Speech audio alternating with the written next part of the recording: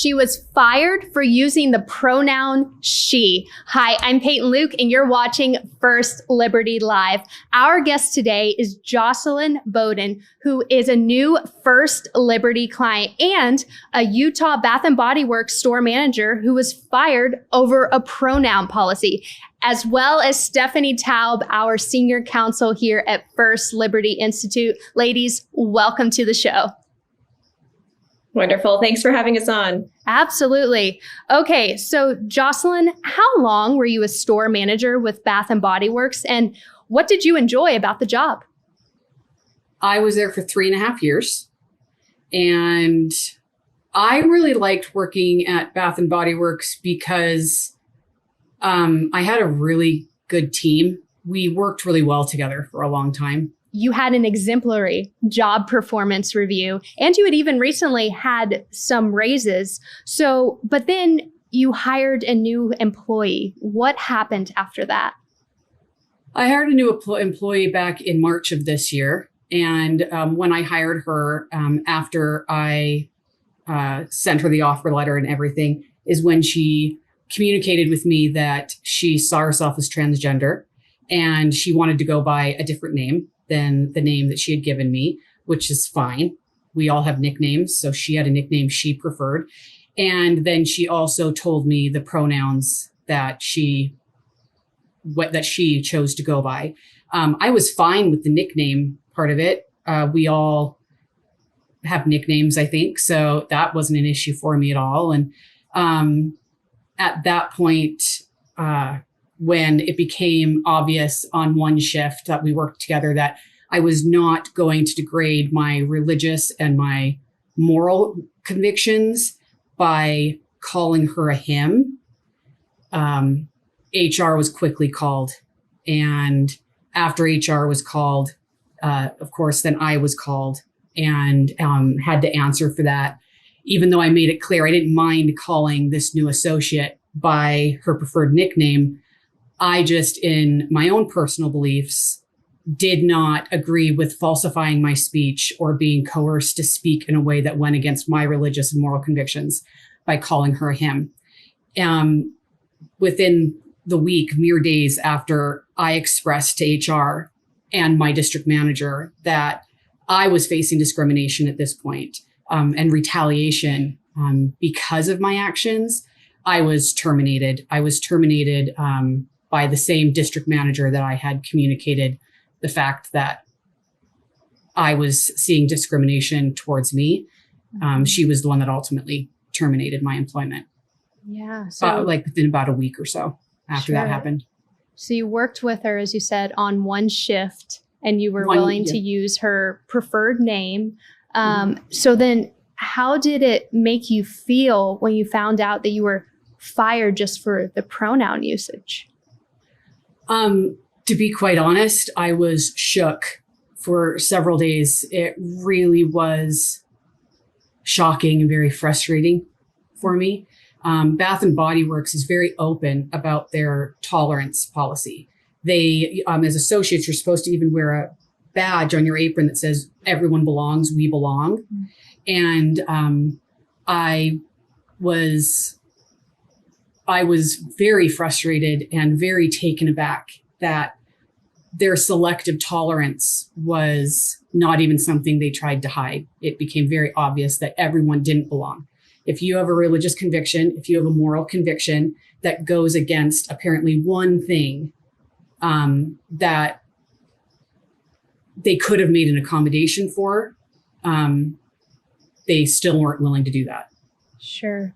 And it's so funny that you bring up, they had that culture of wanting people to belong, because right here I have their code of conduct that is written out and actually says, and I'm going to quote, "It's not just a sentiment to us. It's about fostering an environment of genuine human connection where associates feel empowered to bring their authentic selves to work every day." But it sounds like they were not embracing that same area and feeling of belonging specifically to Jocelyn. Stephanie, what do you think about this and the code of conduct? Yes, Bath and Body Works absolutely should have provided an environment that respects everyone, and that includes people of faith. And this is actually a requirement under federal and state law that they provide an environment that does not discriminate on the basis of religion, and also provides appropriate, reasonable religious accommodations for people of faith.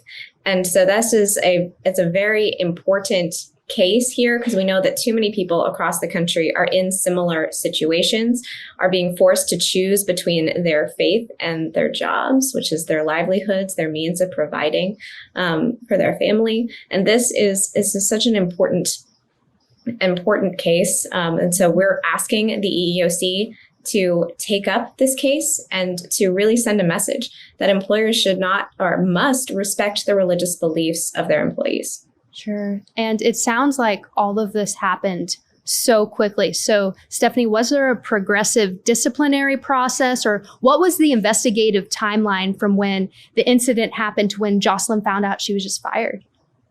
Yes, that's right. So there was a progressive discipline policy that they were supposed to have followed, but they skipped that and went straight to termination, which shows just the level of hostility that companies like Bath and Body Works have toward people of faith.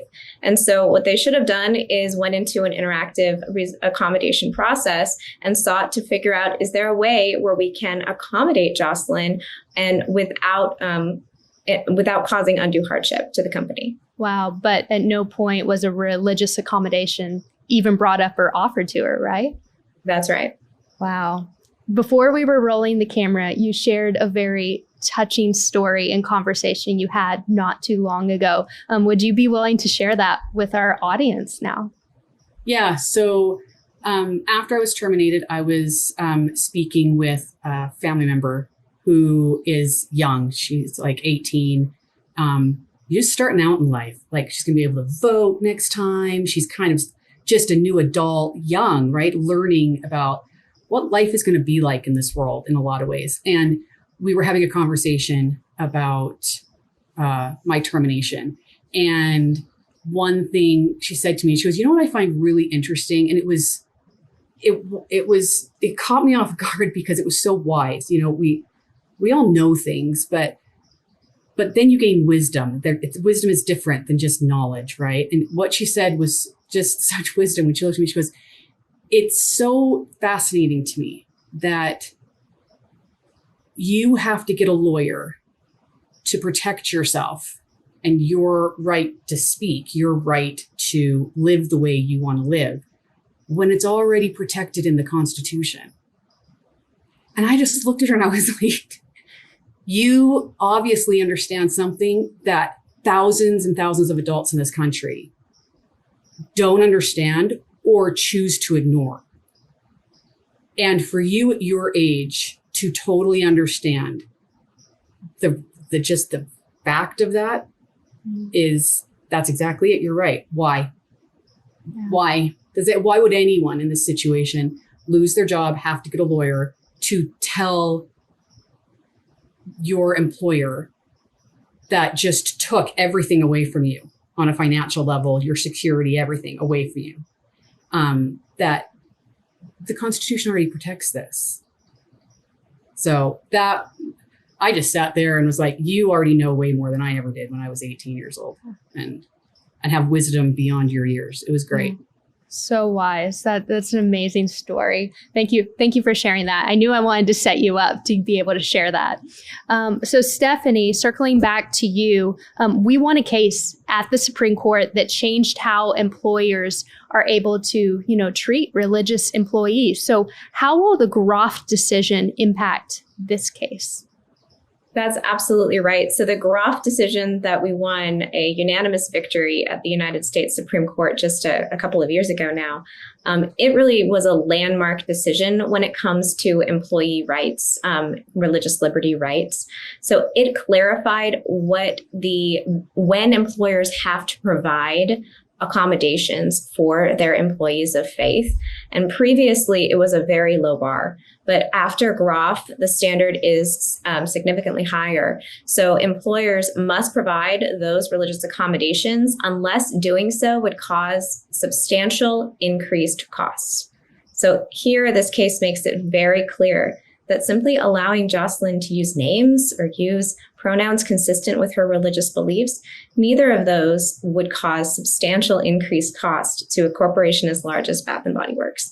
So this is a clear case where they violated federal law, and that our Groff decision is continuing to reverberate throughout the court system. And so this is why we need courageous clients like Jocelyn. We are so proud to represent her, to be willing to stand up for her, not only her own rights, but for the rights of everybody across the country that are facing similar situations. Yeah. Jocelyn, after you hear that encouragement, what do you hope happens in this case moving forward?